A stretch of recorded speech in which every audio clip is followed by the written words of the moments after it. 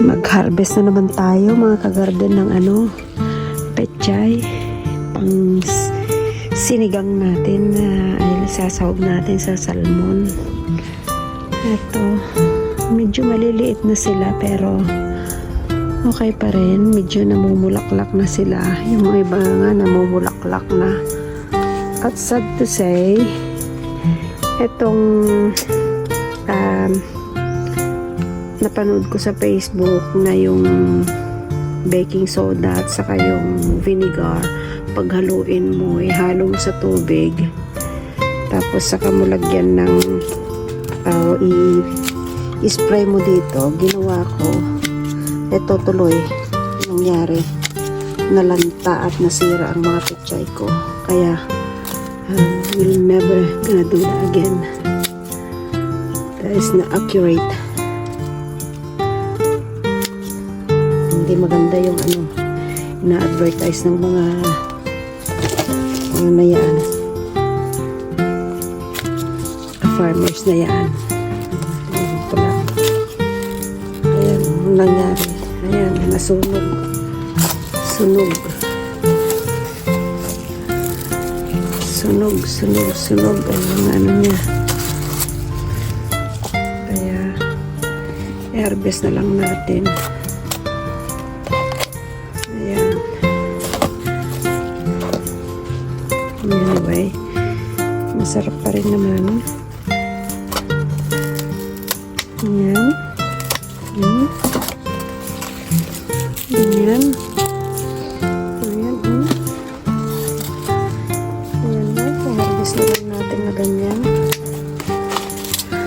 As in, nasunog yung mga dahon niya.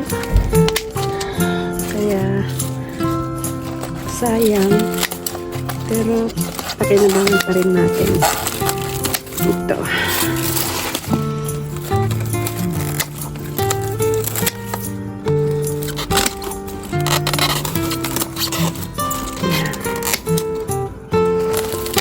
Yan.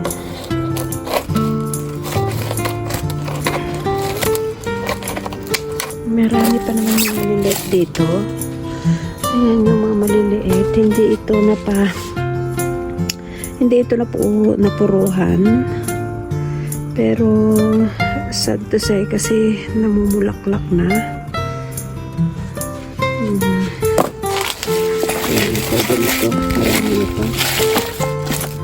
Ayan, open ito. Ayan. Ayan.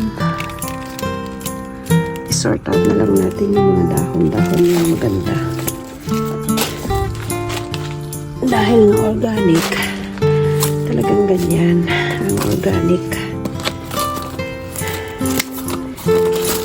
Ang gustong-gusto ko kasi ito. Ini-stir fry ko lang siya. Yan. Ang update natin sa mga gulay natin. Ito yung mga iba. Yan.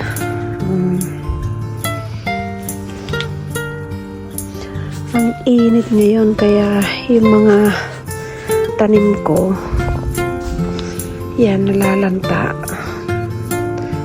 Nagdilig ako kagabi, alas 10 ng gabi kasi may liwanag pa. Ayan yun yung mga kamote ko. Ayan yan mga kamote yan. Thanks for watching mga ka-garden. Bye for now. Ito ang kagandahan pag may tanim ka. Ayan na, libre na. Libre na naman ang thanks ko dito. Ayan. Ayan. Ito na, pechay natin. Pechay, ayan na.